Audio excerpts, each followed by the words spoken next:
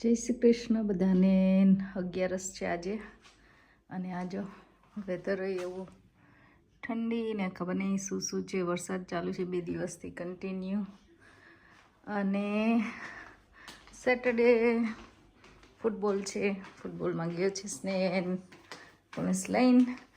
અને આજે મેં વિચાર્યું કે હું લંચ બનાવી દઉં.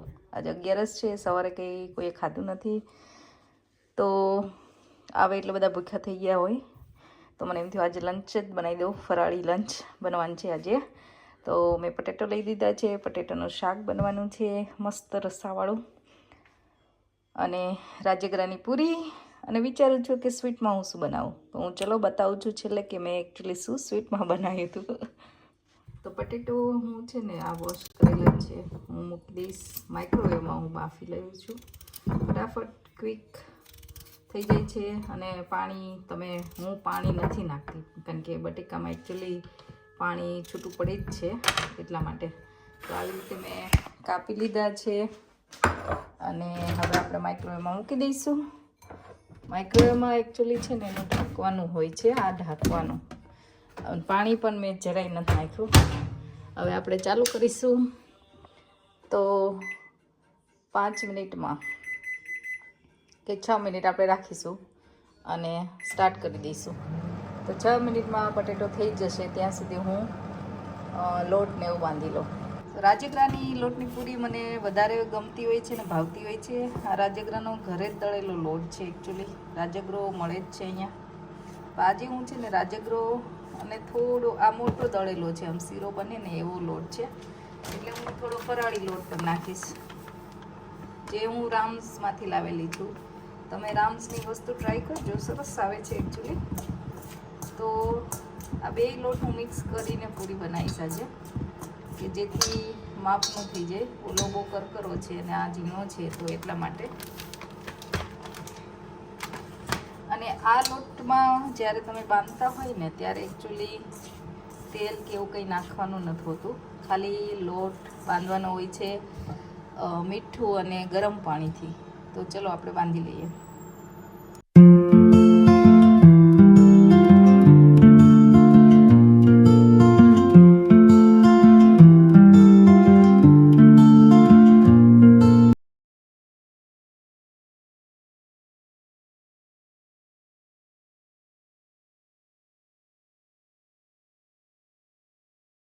તો આ 6 મિનિટમાં સરસ જો બટેકા ચડી ગયા છે.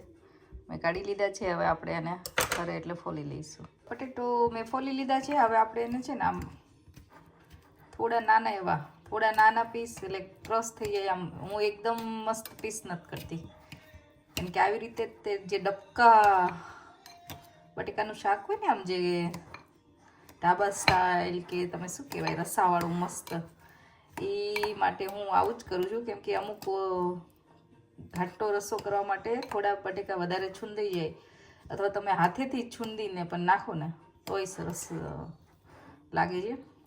એટલે હું આવી રીતે આડાવડા કાપી લઈશ, જેમાં થોડો પીસ હોય, થોડો એકદમ આમ છૂંદાઈ ગયા હોય એવા બટેકા આપણે રાખવાના છે. તો આ રીતે આપણે થઈ ગયું છે. અને હવે આપણે લીલું મરચું, ટમાટો એ આપણે લઈ લઈશું, નાનું છીણી લઈશું.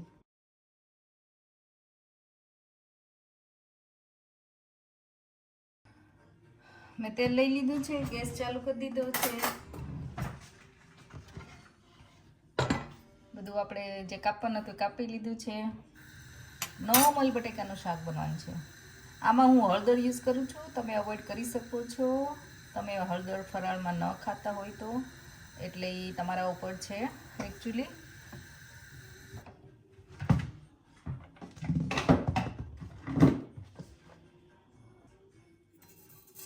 થોડી રાઈ લઈ લઈશ. તમે આમાંથી જે નો યુઝ કરતા હોય અવોઇડ કરી શકો છો ડેફિનેટલી. જીરું એડ કરીશું, થોડી હળદર આપણે એડ કરીશું, અને જે આપણે કાચું ટમાટો, મરચાં, લીમડો બધું એડ કરી દઈશું. આપણે થોડી વાર એને સોફ્ટ થવા દઈશું ટમેટાને. ટમેટો સોફ્ટ થવા માંડ્યો છે અને થોડો ચોટે ને એટલા માટે આપણે થોડું પાણી એડ કરી દઈશું અત્યારે જ. અને પાછું એને ચડવા દઈશું, સરસ ઉકળવા દઈશું થોડી વાર પાણીને.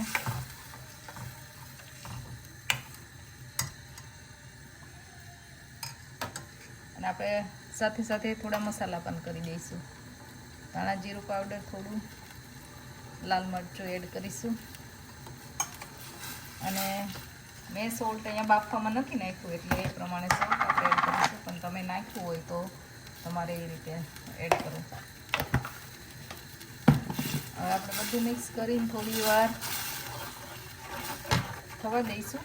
તમારે રસાવાળું એકદમ જોતું હોય તો પાણી થોડું વધારે ઓછું એડજસ્ટ કરી શકો, અથવા તો બટેકા એડ કરીને તમારે જોઈ શકો કે કેટલું પાણી નાખવું છે, તો એ પ્રમાણે તમે એડજસ્ટ કરી શકો છો.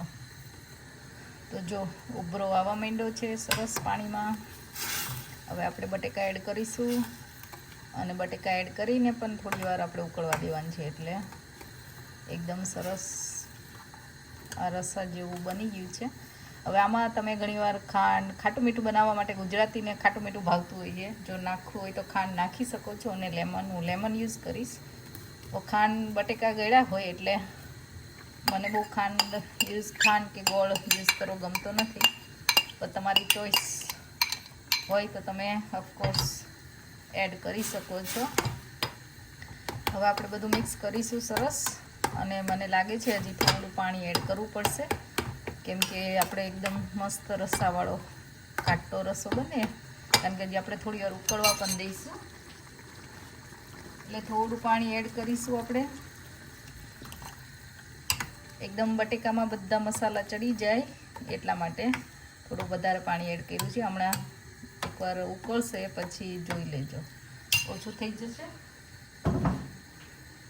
હવે આપણે આને 1-2 મિનિટ માટે ઉકળવા દઈએ અને પછી બતાવું.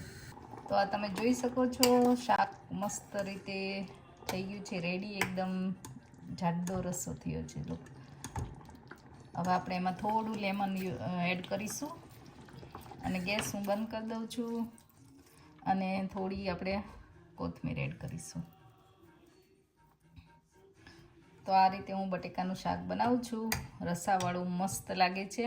આ શાક નોર્મલી ઇન્ડિયામાં ઘણી જગ્યાએ સ્ટફ કચોરી આવે, પેલી મટર કચોરી, એની સાથે ઘણી જગ્યાએ, અથવા તો પૂરી સાથે બ્રેકફાસ્ટમાં ખવાતું હોય છે, એવું આ શાક છે. આજે મેં ફરાળમાં ખાવા માટે બનાવી છે. તો થઈ ગયું છે શાક રેડી. તો હવે આપણે પૂરી વણીશું ધીમે ધીમે. આવી રીતે જો સરસ રીતે વણાય છે આ પૂરી. નોર્મલી ખાલી રાજગરાનો લોટ હોય તો આવી રીતે વણાતી નથી, એટલા માટે તમે કોઈ પ્લાસ્ટિકની બેગ કે એવું લેયર લઈને તમે વણી શકો છો નોર્મલી. પણ આજે એકદમ સરસ લોટ પણ બંધાણો છે અને પૂરી પણ એકદમ સરસ રીતે થાય છે. તો આ પૂરી એકદમ વણાઈ ગઈ છે. આટલી જાડી રાખવાની આ પૂરી, અને આપણે તળી લઈશું. તો આવી રીતે પહેલાં બધી પૂરી વણી લઈએ અને પછી આપણે તળી લઈશું.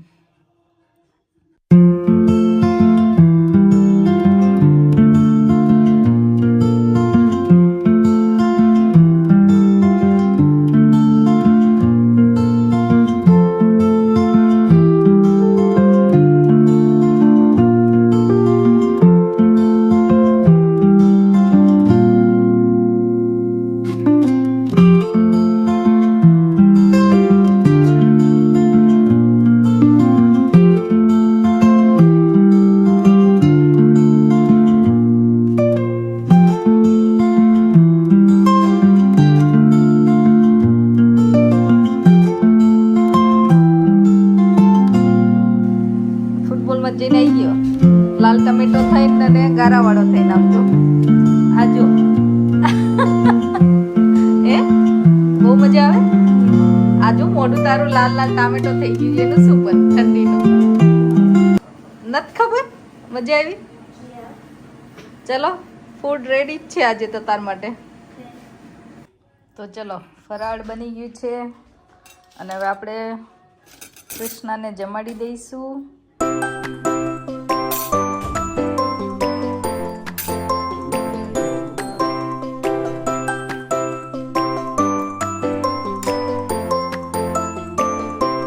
સ્વીટમાં શું બનાવવાની એ તમને મેં કીધું તો હું બતાવીશ. તો મેં તો મેંગોનો રસ જ છેલ્લે હતો એટલે નક્કી કરી દીધું કે પૂરી શાક અને કેરીનો રસ મજા આવશે. બરાબર ને?